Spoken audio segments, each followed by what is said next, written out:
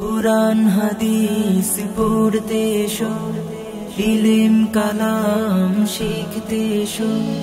কুরআন হাদিস পড়তে এসো, ইলম কালাম শিখতে এসো।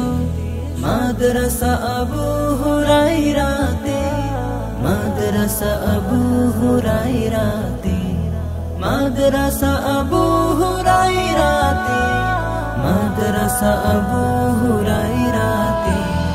কুরআন হাদিস পড়ে তুমি, ইলম কালাম শিখে তুমি অনেক বড় হবে।